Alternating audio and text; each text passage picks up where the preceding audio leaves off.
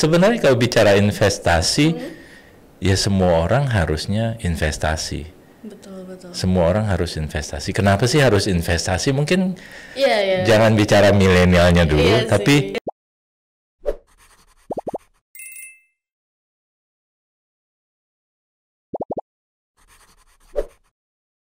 Halo Sobat Kisi, selamat bergabung di Kisi Talk, program kita yang akan membahas mengenai seputar dunia investasi.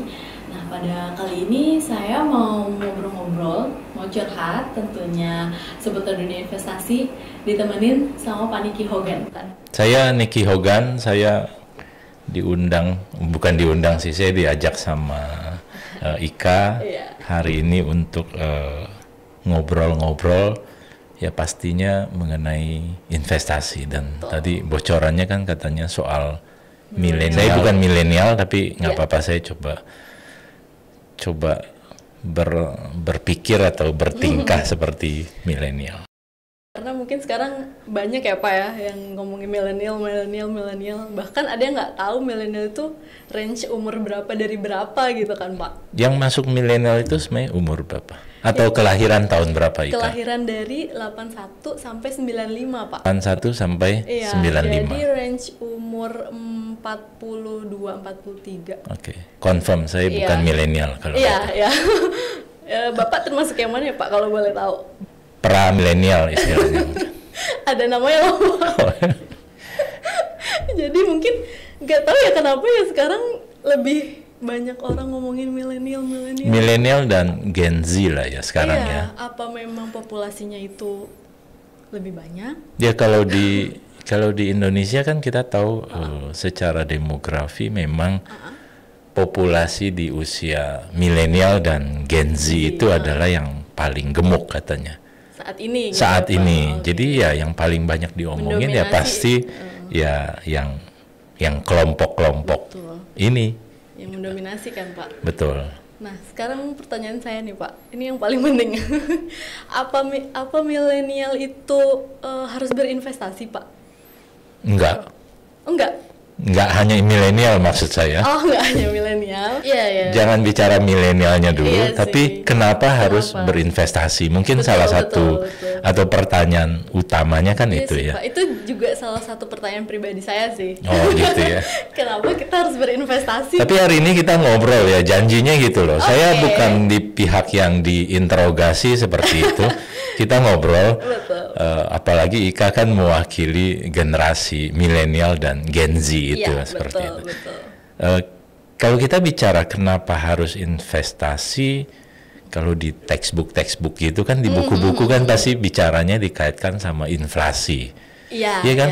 Harga barang naik, kalau kita nggak, ya kerja sih satu sisi ya, tapi kalau kita nggak menabung, nggak berinvestasi, nanti uang kita tuh tergerus nilainya dibandingkan dengan inflasi. Seperti itu.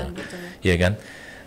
Banyak alasan untuk orang berinvestasi. Tadi inflasi, kedua ya kan kita semua punya masa depan, punya masa tua juga, kalau sempet tua sih. Betul. Ya kita nggak hidup hanya untuk hari ini kan, kita punya banyak tujuan hidup, tujuan keuangan, entah nanti udah nikah, udah punya anak kuliah, kita mau pensiun, terutama seperti itu. Jadi kita memang butuh investasi untuk mempersiapkan masa depan kita. Selain yang tadi inflasi yang menggerogoti nilai uang kita. Jadi kan tadi balik lagi, memang kenapa harus investasi atau kenapa milenial harus investasi? Semua harus investasi. Betul. Tapi karena milenial topik kita hari ini, ya udah, ya harus investasi milenial. Karena mungkin usia milenial nih yang mungkin paling pas kali ya Pak untuk memulai. Nanti kesannya orang tua nggak pas kalau mau memulai investasi sekarang. Ya juga ya. Enggak ya? Oke. Milenial atau kenapa memulai investasi di usia muda itu bagus? Karena kita jadi punya rentang waktu yang panjang. Ingat kan tadi kalau kita bicara saya mau pensiun di umur 50 misalnya. Kalau saya sekarang umurnya milenial berapa? Ika umur berapa? Aku 25. Oke, 25. Ketahuan usianya. Oke. Misalnya Ika umur 25, kalau nanti mau pensiun di umur 50, punya 25 tahun untuk menata, untuk menabung, berinvestasi seperti itu. Kalau saya umurnya 40, waktu saya tinggal 10 tahun untuk saya menimbun kekayaan supaya saya bisa pensiun di umur 50, kira-kira seperti itu.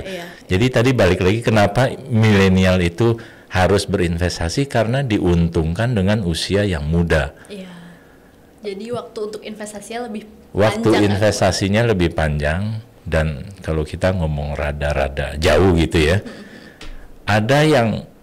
ada satu apa disebutnya keajaiban dunia. Wah, apa tuh Pak? Yang ke-8.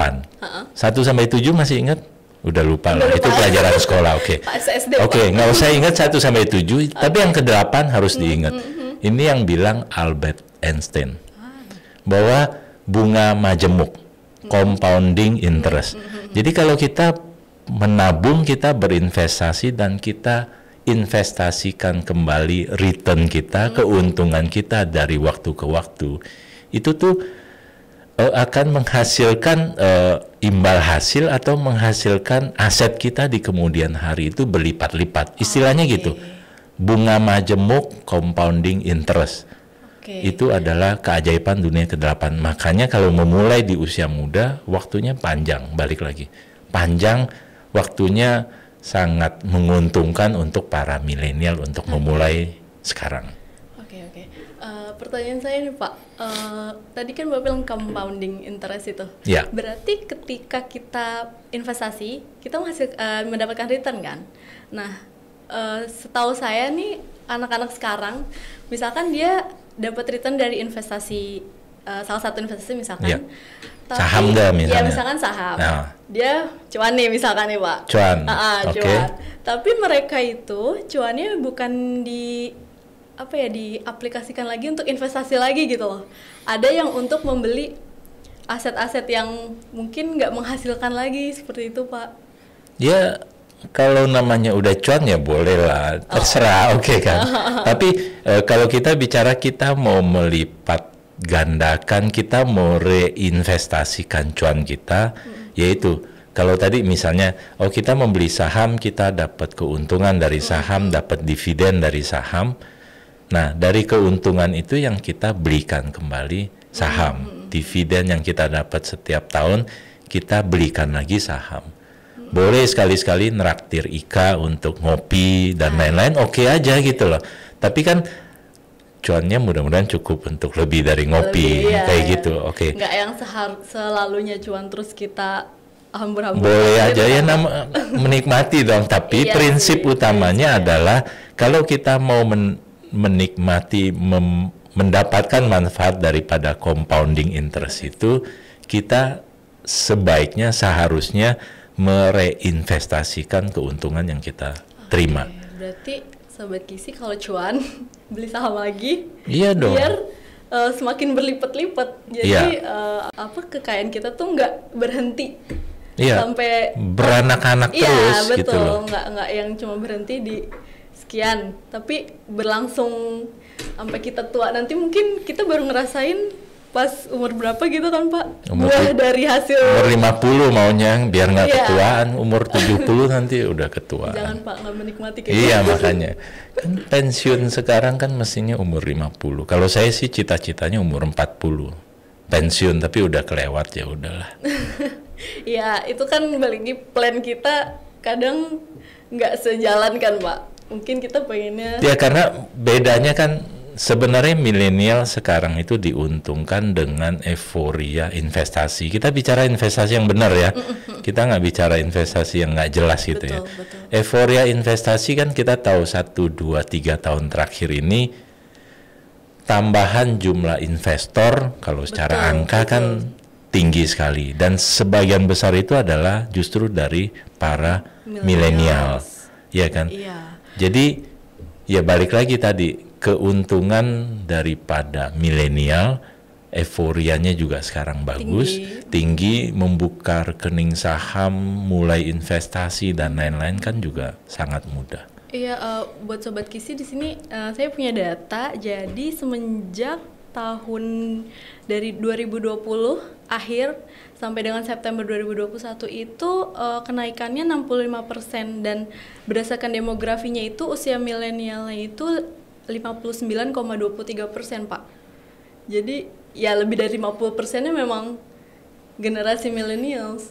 Itu total jumlah investor? Iya, total jumlah investor sampai dengan September 2021 itu ada 6.431.444. Tuh, lengkap banget angkanya. Oke, 6 juta sekian lah ya? Iya, 6 juta sekian. Padahal sebelumnya itu, 2020, itu cuma 3.800.000-an. Tuh. Kayak surgingnya nggak ada setahun segitu ya, Pak? Berarti mudah-mudahan sih Sobat Kisi yang denger sudah jadi investor juga. Oh, udah pasti sih, bagian Pak. Daripada 7 juta itu ya, 6,7. Pasti sih. Dan aktif terus untuk invest, ya, untuk beli. Biar tuanya bahagia. Biar tuanya udah menikmati, Pak. Nggak kerja keras terus. Iya. Kayak gitu. Oke, saya ada pertanyaan lagi nih, Pak.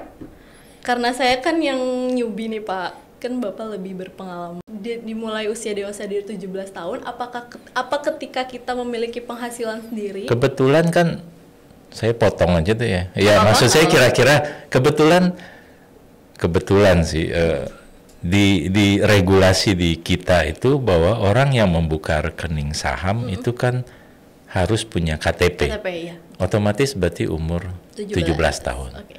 Jadi mestinya itu adalah lampu kuning terakhir bahwa orang harus mulai membuka rekening di usia 17 pada saat punya KTP. Kalaupun belum punya penghasilan, mestinya tidak boleh menutup keinginan orang untuk buka rekening saham. Sekarang kan saham berapa sih buka rekening? Setoran awal di Kisi berapa? 100.000. Oke. Kayaknya semua orang punya deh, Pak. Nah, kalau 100.000 punya tuh kan Ika yang bilang kan. Artinya mestinya sih tanpa kan 100.000 mungkin masih dapat lah uang jajan atau nyari sambilan dari mana jualan online kayak atau apa. Buka 100.000 dan sudah bisa orang sekarang ngopi aja 50.000. Gitu ya. Enggak, kopi saya masih yang saset. Oh, bagus, Pak. 10.000. Karena anak-anak milenial sekarang itu ini, Pak, ngelihat tempat kadang kan kayak gitu. Ngomong-ngomong ini nih gaya hidup milenial tuh menurut Bapak ya, yang Bapak tahu itu tuh gimana sih, Pak? Apa bagus atau baik? Gaya hidup milenial itu seperti apa sih, Kak? Kayak sekarang saya nggak ngerti, kamu yang milenial, kamu yang harus cerita. Iya, betul. Kalau yang dari saya lihat di sosmed gitu ya, Pak, itu tuh kayak yang update gitu loh, Pak.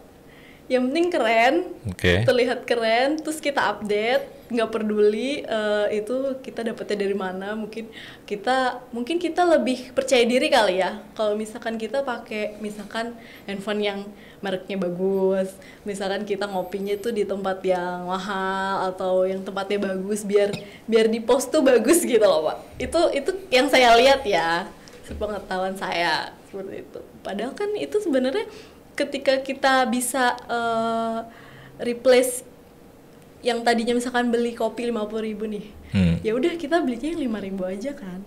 Nah, 45.000 itu bisa ditabungkan. Gitu ya. Pak. Iya, mestinya saya rasa di satu sisi yang tadi ya, apa sih istilahnya, narsis kali gitu ya. Bisa jadi. Iya, narsis itu mungkin milenial ya, tapi orang-orang tua juga banyak yang narsis. Oh gitu ya, Pak, sekarang. Tapi poin saya gini, mungkin satu sisi dunianya kan memang seperti itu saat ini, ya kan, dunia medsos, dunia digital seperti itu. Orang butuh untuk tampil, orang butuh untuk menunjukkan diri dan lain-lain. Tapi aktualisasi diri gitu. Tapi kalau aktualisasi diri yang sebenarnya kan mestinya orang sudah mencapai level tertentu baru. Tapi ini aktualisasi sekarang kan apa aja jadi aktualisasi diri. Pada akhirnya sebenarnya kalau untuk sekedar menunjukkan eksistensi narsis seperti itu, ya rasanya mestinya kita merubah trennya bahwa orang yang bisa berinvestasi, bisa mulai menata keuangannya dan lain-lain, itu yang mestinya jadi satu acuan baru. Nggak tadi, oh saya bisa ngopi terus yang difoto tuh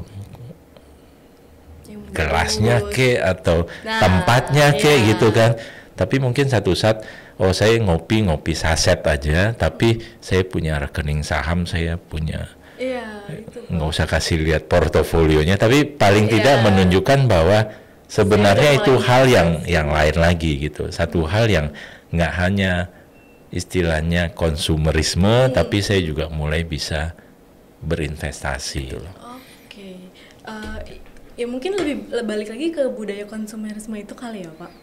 Tapi sekarang kayaknya juga banyak ya influencer saham gitu yang ya karena dari data yang ada kan, jadi kayak milenial udah kayaknya sudah mulai sadar sih sekarang. Karena mungkin dari influencer juga banyak di sosial media. Kak, saya pernah nulis begini, bahwa kapitalisme itu melahirkan 2 anak. Berat kan omongannya pagi-pagi? Nggak apa-apa Pak. Oke, ini nggak pagi, dengernya malam juga berat. Kapan aja. Kapitalisme melahirkan 2 anak. Satu namanya konsumerisme, yang satu namanya investasi.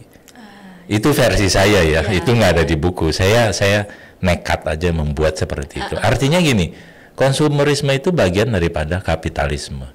Kalau kita hanya dimanfaatkan oleh konsumerisme, akhirnya kita jadi korban daripada kapitalisme. Tapi investasi sebenarnya juga adalah bagian daripada kapitalisme. Yang kalau kita bisa memanfaatkan, berarti kita adalah orang yang mendapat manfaat dari kapitalisme. Jadi jangan sampai milenial, jangan sampai generasi Z sekarang yang hanya jadi korban daripada kapitalisme karena cuman gaya hidupnya konsumerisme itu gitu loh. Ya kan? Jadi lebih baik manfaatkan kapitalisme dalam pengertian positif menjadi tadi berinvestasi dan lain-lain. Sekali-sekali konsumerisme boleh dong. Masa saya setiap hari ngurung liatin monitor, kutak-katik angka laporan keuangan, bolehlah sekali-sekali ngopi dan lain-lain, ya kan? Buat berimbang, tapi kita harus tahu bahwa sebenarnya yang bermanfaat untuk masa depan kita, untuk hari tua kita adalah sisi investasinya. Konsumerisme hanya tadi melahirkan narsis, melahirkan FOMO dan lain-lain dan lain-lain. Iya Pak, maksudnya sekarang kayak euforianya seimbang sih ya antara konsumerisme sama investasi. Kayaknya enggak, banyakan yang konsumerisme, banyakan yang narsis masih. Coba perhatikan akun apa sih, akun medsos deh, IG deh. Apa Pak? Kalau saya atau akun-akun IG yang kalau yang ditayangkan itu sesuatu yang sifatnya narsis, konsumerisme, pamer, yang nge-likes berapa banyak? Banyak banget kan?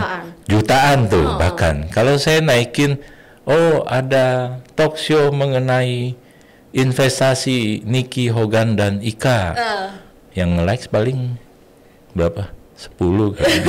Nanti yang hadir waktu live-nya mungkin paling cuman berapa puluh orang, berapa belas orang, ya kan? Jadi tetap dalam konteks seperti itu masih, kalau menurut saya masih menjadi apa? Ketertarikan juga sih Pak. Dia mungkin proses ya, mungkin proses, tapi yang nggak bisa dihindari bahwa memang kondisinya ya kondisi dunianya seperti itu. Betul. Tapi ya kita nggak boleh tenggelam, artinya ya tadi balik lagi, kalau kita hanya melihat sisi konsumerisme, ya selamanya kita akan jadi korban. Betul. Harus seimbang ya Pak. Harus dong. Segala sesuatu kan harus seimbang. Yin dan yang. Betul. Tapi sekarang masalahnya kayaknya sedikit Pak yang udah sadar gitu. Kayak dia nggak bisa membedakan kebutuhan dan keinginan. Satu. Terus ya kayak tadi Pak, balik lagi ke kopi. Kalau kita cuma pengen minum kopi, kan kebutuhan. Mungkin supaya kita nggak ngantuk atau apa gitu kan. Itu kan kayaknya nggak mesti tiap hari nggak sih Pak? Kalau misalkan ngomongin kebutuhan, tapi mungkin ada ya beberapa orang yang memang dia addict, harus tiap hari minum gitu kan. Tapi kayaknya yang di lingkungan saya gitu ya, kayaknya ngopi itu kayak ya udah pengen biar keren aja gitu. Kayak masih belum ada kesadaran yang nggak apa-apa lah. Ya udah duit dia ini ya Pak. Bukan. Ya satu nggak apa-apa lah ya duit dia. Kedua selama dia bisa menghasilkan, kan tadi balik lagi ya. Selama dia bisa menghasilkan pendapatan pemasukan yang lebih dari cukup untuk sekedar beberapa puluh ribu dia spend untuk beli kopi, ya oke aja sih. Kalau menurut saya, kalau kan nanti kafe-kafe itu tutup, kita bermasalah juga gitu kan. Oke juga, artinya tapi kan semua kembali ke yang tadi saya rasa poin utamanya kan soal kebutuhan dan keinginan, iya kan? Jangan keinginannya lebih besar daripada segala-galanya. Artinya inginnya doang tapi sebenarnya pemasukannya, pendapatannya tidak seimbang. Padahal itu bukan sesuatu yang dibutuhkan. Tapi kan mungkin juga banyak yang memang nongkrong di kafe ya satu kebutuhan tapi yang penting mungkin dia bisa menghasilkan daripada itu dan lain-lain. Yang salah kan bukan soal kopi 50 ribunya atau nongkrong di kafenya, tapi sejauh apa itu produktif, sejauh apa itu tidak menjadi hanya sekedar keinginan, tapi kebutuhan tadi. Kan biasanya dapat wifi gratis, nongkrongnya 5 jam, habisnya 50 ribu, tapi dapat wifi gratis, ya nggak apa-apa juga dari wifi gratis. Mungkin dia jualan online dapat 200 ribu, nggak apa-apa lah, oke, bisa jadi. Gitu. Iya ya. Mungkin wifi-nya sebenarnya lebih mahal dari iyalah, kayak nggak ngerti milenial aja sih. Iya. Advice apa ya yang bisa Bapak kasih buat generasi millennials dan Z ini khususnya? Saya kembali, kalau tadi kan judul besarnya apa sih? Milenial berinvestasi. Tadi kita sudah bicara di awal kenapa harus investasi. Terus kenapa harus memulai di usia dini seperti penting. Betul gitu. Dan sekarang kan kalau kita sudah tahu tadi kenapa, kita tahu kenapa memulai di usia dini juga dan lain-lain.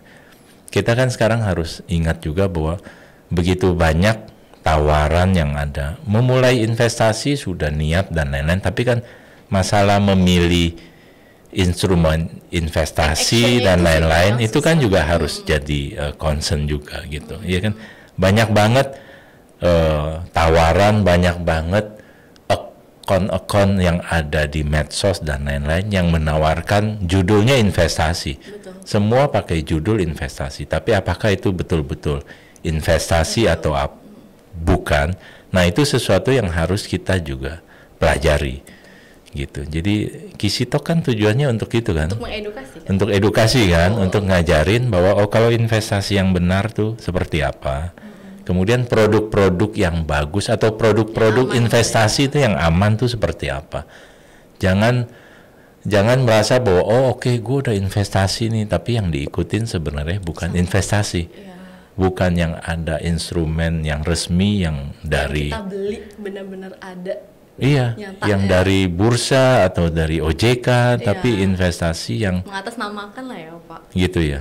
Contohnya banyak sih. Oh banyak ya. Iya. Jangan sebut. Dia kan yang bodong-bodong seperti itu atau segala tawaran-tawaran yang ujung-ujungnya malah kita kehilangan uang.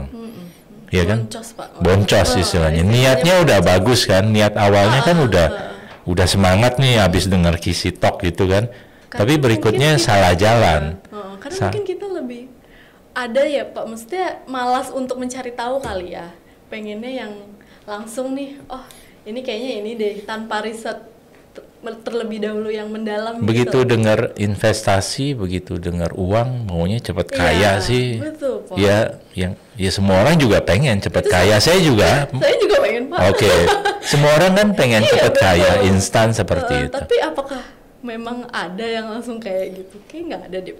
Nggak ada. Semua butuh effort. Tadi kan kita bicara bertahun-tahun, kan kita nggak bicara ini minggu depan, bulan depan sudah tiba-tiba dapat untung atau kaya seperti itu. Nggak ada yang bisa menjamin. Segala sesuatu kan butuh waktu, ya kan.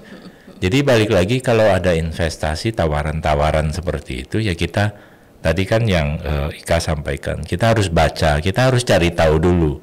Kan ada lembaga yang tadi, ada otoritas yang kita bisa cek, oh ini investasinya benar atau enggak, ini bodong, ini spekulasi atau enggak, ini judi atau enggak, bahkan kan sampai ke sana.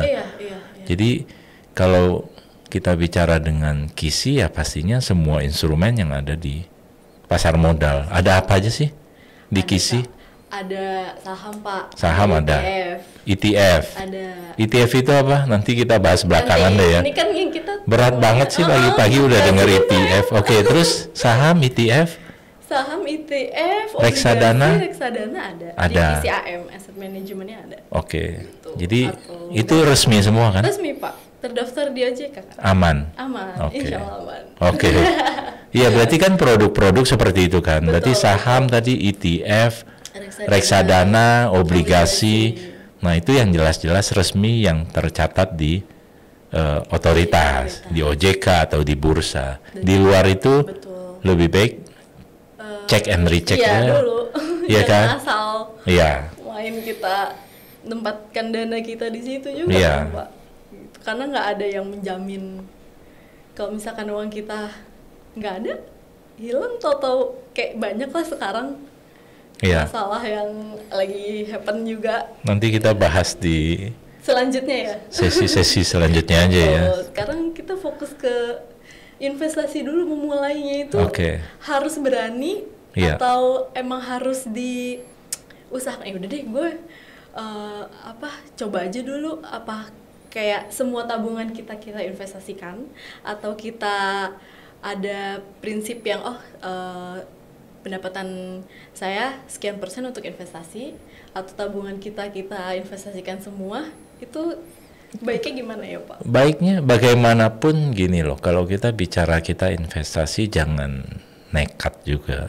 Artinya gini, kalau kita sudah punya penghasilan ya, kita sudah kerja punya penghasilan, gaji bulanan atau honor bulanan seperti itu, kita selalu ingat pasti kan kita akan memakai uang kita untuk kebutuhan sehari-hari, ya kan, pasti itu. Oke, kita bisa sisihkan untuk ditabung ataupun diinvestasikan.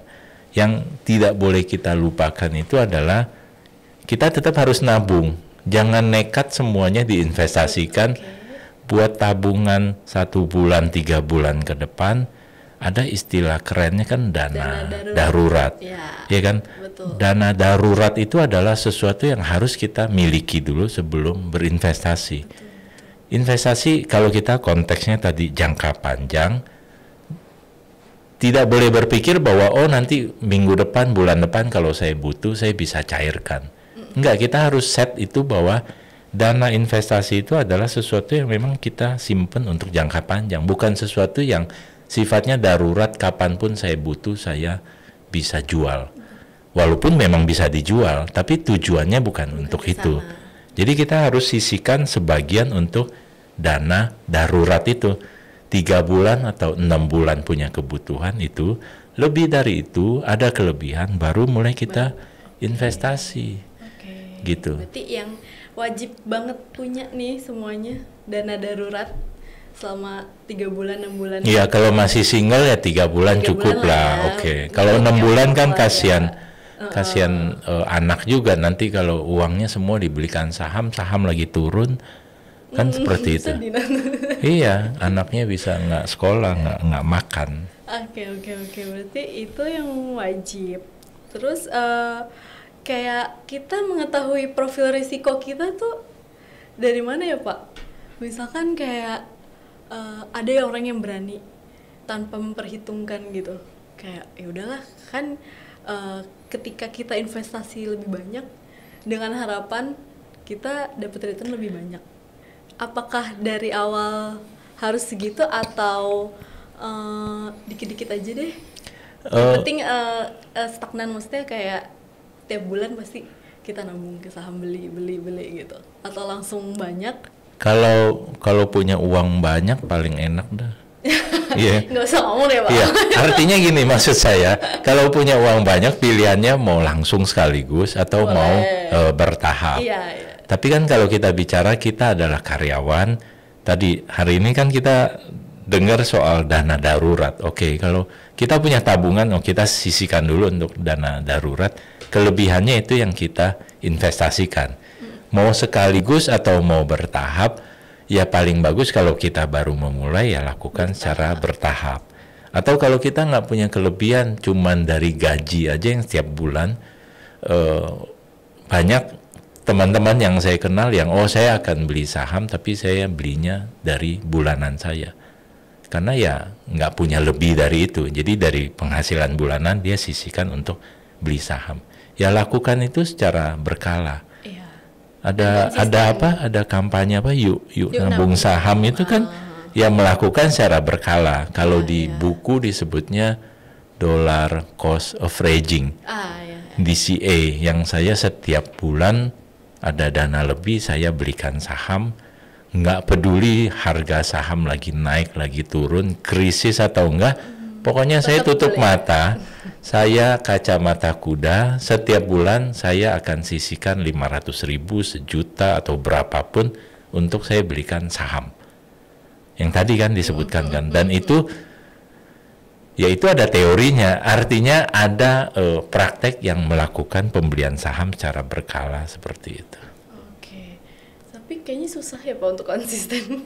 Saya sendiri mengalami kayak ada kalanya pengen beli tapi nggak yang belum bisa di tahap konsisten. Biar lebih konsisten tuh gimana ya Pak? Memangnya gampang memangnya gampang jadi investor susah kan? Pak. Ya memang susah. Iya memang kita susah. Kita sambil belajar terus. Iya. Di luar soal tadi keinginan, di luar kita belajar dan lain-lain, tapi kesiapan daripada mental, kesiapan daripada ya diri sendiri itu memang harus dilakukan, harus komit tadi. Kalau saya memang niat untuk menjadi investor atau mungkin enggak lah, poinnya niat untuk memiliki hari tua yang sejahtera. Kalau niatnya itu ya, saya nggak mau bilang niat jadi investor deh. Tapi kalau saya niat umur 50 saya mau hidupnya sejahtera, nggak berkekurangan, mudah-mudahan saya harus betul-betul disiplin dengan itu. Ya kan, balik lagi tadi, setiap bulannya saya harus betul-betul sebelum dipakai untuk ini itu, ya saya betul-betul sudah ambil dulu berapa untuk saya belikan saham. Atau reksadana misalnya seperti itu, sudah betul-betul dilakukan ya disiplin itu. Tadi balik lagi mental loh, artinya betul. Tadi kalau kita dalam perjalanan waktu nggak gampang melewati puluhan tahun itu sampai kita pensiun. Banyak godaan, banyak krisis, banyak naik turun harga saham yang terjadi setiap hari dan itu bisa mengganggu mental kita. Mengganggu mental loh, nggak main-main kan sampai terganggu mentalnya. Artinya mengganggu psikologi kita. Niatnya untuk umur 50, tapi begitu naik bulan depan sudah lupa. Mau dijual misalnya, kayak gitu. Ya kan? Betul. Atau begitu turun juga sama, takut. Takut dan akhirnya jual dan kapok dan akhirnya. Nah, menjalani itu atau mempersiapkan itu juga satu hal yang tidak kalah pentingnya. Ya kan, tadi niatnya sudah ada, memulainya tadi tujuannya untuk apa. Nah, mempersiapkan mental untuk itu nggak kalah penting juga. Nggak kalah penting. Saya merasa bahwa itu jauh lebih penting daripada sekedar kita jagoan hitung-hitung. Betul. Jagoan narik garis gitu ya. Tapi mental itu jauh lebih penting daripada keahlian yang teoritis seperti itu. Kayaknya kalau mental itu terbentuknya berdasarkan pengalaman atau enggak lah, masa pengalaman harus orang umur tua baru itu enggak mestinya. Oke, orang yang mengalami itu, kita belajar dari orang yang mengalami itu. Artinya kita tahu, dan tadi bukan cuma soal pengalaman tapi soal mindset, soal pemahaman. Jadi bukan pengalaman tapi pemahaman yang betul bahwa investasi itu adalah ABCD seperti tadi. Berarti ya kita tinggal memantapkan diri untuk itu semua. Oke. Jadi bukan pengalaman, saya tidak pernah setuju dengan ada uang sekolahnya, tanda kutip uang sekolah, kalau saya beli saham rugi nggak apa-apa lah, itu uang sekolah. Saya bukan orang yang serak dengan kalimat itu, karena saya nggak merasa bahwa orang harus babak belur dulu untuk menjadi investor yang sukses di kemudian hari. Semua orang bisa memulai dengan benar dan memulai dengan sukses. Caranya ya tadi, memperlengkapi diri dengan segala pengetahuan. Tadi balik lagi, banyak baca, sering-sering dengerin Kisi Talk. Betul. Ya itu aja. Oke, jadi balik lagi mikir goalsnya nih. Kita mikir ke goalsnya aja. Pokoknya ketika ada rintangan, halangan di tengah jalan tuh kayak, yang penting gue goalsnya nanti gue mau financial freedom gitu kan Pak, istilah sekarang gitu. Ada quotes-nya kayak gitu tuh, Ika. Apa tuh Pak? Pada saat kita mau menyerah, ingat selalu tujuan awal pertama kita memulai. Segala sesuatu, nggak cuma hanya investasi. Betul. Jadi kalau kita mau menyerah, selalu ingat kembali awal kita memulai itu kenapa. Ya kan? Kalau kita tadi sudah serak, kita sudah tetapkan tujuannya untuk pensiun, untuk nanti nikah, untuk anak sekolah, kuliah, kita pasti punya mental yang lebih kuat pada saat kita babak belur karena harga saham naik turun, karena dengar krisis ini itu dan lain-lain. Iya betul sih Pak, maksudnya mental emang betul, masa salah sih? Nggak ada yang salah di sini. Mental itu yang susah untuk kita tanamkan dalam diri kita. Tapi bisa dipelajari, bukan dipelajari, artinya selama kita pemahaman di awal betul, saya yakin itu sesuatu yang semua orang bisa pegang.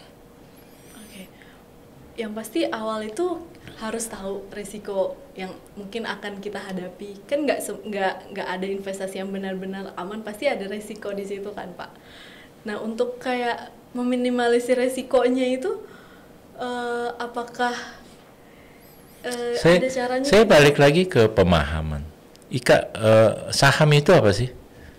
Kalau kita bicara saham, saham adalah bukti kepemilikan. Oke. Suatu perusahaan. Iya, bukti kepemilikan atas sebuah perusahaan. Jadi kalau saya membeli saham, saya adalah pemilik perusahaan. Bagian dari pemilik. Bagian dari pemilik perusahaan. Persis seperti orang-orang lain yang punya jauh lebih banyak dari saya. Walaupun saya cuma 100 lembar, 0,0000 sekian persen, tapi saya adalah pemilik. Ya kan, pemahaman itu pemahaman yang paling basic yang sering kita lupakan juga. Betul. Kalau kita bicara kita membeli saham untuk jangka panjang sebagai pemilik. Nah kalau pemahaman awal itu sudah betul, tadi beli saham dengan mindset kita adalah pemilik. Kedua, membeli saham untuk jangka panjang dengan uang dingin istilahnya. Iya. Cukup. Uang dingin. 2 poin itu lebih dari cukup untuk memantapkan pemikiran kita di awal pada saat kita mulai berinvestasi. Jadi beli investasi atau beli saham itu harus pakai uang dingin. Jadi Iyalah. untuk meminimalisir risiko, kan banyak juga Pak sekarang kasus-kasus untuk yang sebenarnya itu yang tadi Bapak bilang untuk biaya sekolah anaknya dengan harapan dia akan untung banyak gitu, tahu-taunya boncos. Itu kan ya dia sebelumnya itu nggak mikir resikonya gitu. Karena dia nggak berinvestasi. Karena yang dia pikirin adalah spekulasi. Karena yang dia pikirin adalah mendapatkan uang segera, uang instan. Makanya dia mempertaruhkan uang sekolah anaknya minggu depan, bulan depan, uang dapur bulan depan, uang usaha yang dia putar untuk dia spekulasikan. Betul. Iya kan? Memang semua kembali ke pemahaman kok. Benar-benar. Berarti kita yang paling sering terjadi adalah orang tidak bisa membedakan antara investasi dan spekulasi. Orang sering berpikir bahwa saya sedang berinvestasi, padahal dia sedang berspekulasi. Betul. Kayak kita sebagai millennials itu harus lebih banyak pemahaman lagi ya Pak. Kita harus melek untuk ya kita sering-sering dengar Kisi Talk aja udah pasti melek kok. Pasti nanti yang tadinya nggak tahu nih, insya Allah jadi tahu, jadi mulai berinvestasi udah berani. Kan ada misalkan ya udah deh buka rekening dulu, tapi untuk membelinya tuh masih ragu lagi. Aduh, yang beli yang bagus tuh apa, saham apa sih gitu kan, pasti nggak ada. Kalau kita dengar advice yang financial advisor gitu kan, kita juga nggak bisa ngikutin dia karena kan profil kita beda, pendapatan kita, tabungan kita kan pasti jumlahnya beda.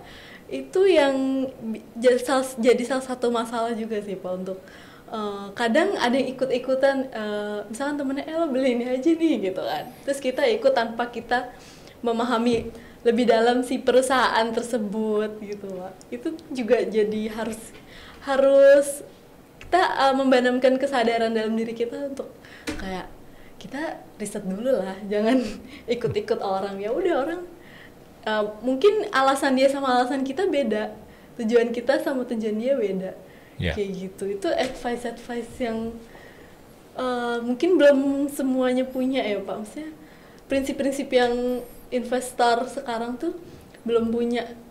Iya. Jadi ya saya rasa hari ini kita ngomong lumayan banyak lumayan dalam juga, tapi ini hal basic, hal paling pertama yang harus ada di kepala kita semua pada saat kita mau mulai investasi. Nggak usah ngomongin terlalu jauh dulu, pemahaman awal itu dulu jadi fundamental yang paling penting untuk kita mulai berinvestasi. Begitu Kak. Oke. Demikian Kisi Talk kali ini. Buat kalian-kalian yang mau investasi, bisa aja langsung ke aplikasi Koins, KOINS, yang bisa di-download di handphone kalian masing-masing. Buat yang masih ragu untuk memulai investasi, ikutin terus podcast kita selanjutnya ya. Sampai jumpa.